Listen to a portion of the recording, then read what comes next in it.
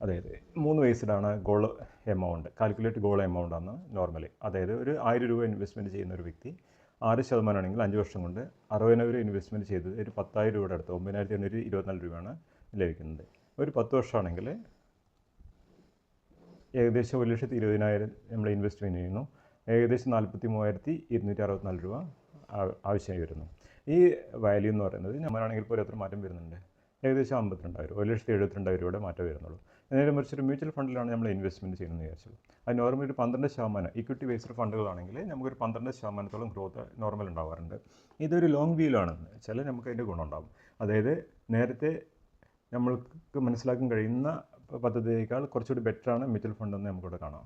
ഒരു 10,000 രൂപയുടെ SIP ഒരാൾ തുടങ്ങണമെന്ന് വിചാരിച്ചോളൂ. 12% ആണെങ്കിൽ 10 വർഷം കൊണ്ട് ഏകദേശം 22,40,000 രൂപ. അത് കമ്പൗണ്ടിങ് ബെനിഫിറ്റ് എന്ന് പറയുന്നത് ഏകദേശം നമുക്കതിന് 10,40,000 രൂപയുടെ കമ്പൗണ്ടിങ് ബെനിഫിറ്റ് ഇവിടെ കാണാൻ കഴിയും. ഒരു 15% ആണെങ്കിൽ നമ്മൾ ഇൻവെസ്റ്റ്മെൻറ്റ് ചെയ്ത ഇവിടെ ഏകദേശം 1.5 ഇരട്ടി ഇവിടെ കമ്പൗണ്ടിങ് ബെനിഫിറ്റായി കിട്ടുന്നു. നേരെ മറിച്ച് അത് 20 വർഷത്തിലാണെങ്കിൽ നേരത്തെ നമ്മൾ 10 വർഷത്തിൽ ഏകദേശം ഇരട്ടിയുടെ അടുത്ത് കണ്ടു. 15 വർഷമാകുമ്പോൾ 1.5 ഇരട്ടിയായി കണ്ടു. 20 വർഷമാകുമ്പോൾ ഏകദേശം 2.5 ഇരട്ടിയായി കാണാൻ കഴിയും നമ്മൾ. അത് 25 വർഷമാണെങ്കിൽ ഏകദേശം 3.5 ഇരട്ടിയായി, ഏകദേശം 4 ഇരട്ടി തന്നെ പറയാം. 4.5 ഇരട്ടിയുടെ അടുത്തായി. ഏകദേശം 30 വർഷമാണ് നമ്മൾ ഇൻവെസ്റ്റ്മെൻറ്റ് ചെയ്യണമെന്ന് വിചാരിച്ചോളൂ. അപ്പോൾ ഏകദേശം 8 ഇരട്ടിയായി.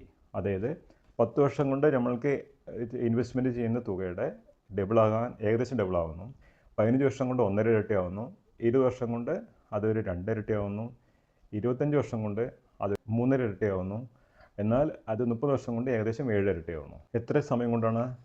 അതായത് ഒരു 3 കോടി രൂപ നമ്മൾക്ക് ആവശ്യമാണെന്ന് ചോദിച്ചുള്ളൂ. 3 കോടി രൂപ ഇൻവെസ്റ്റ്മെൻറ്റ് ചെയ്യാൻ എടുത്ത സമയം ഏകദേശം 30 വർഷമാണ്.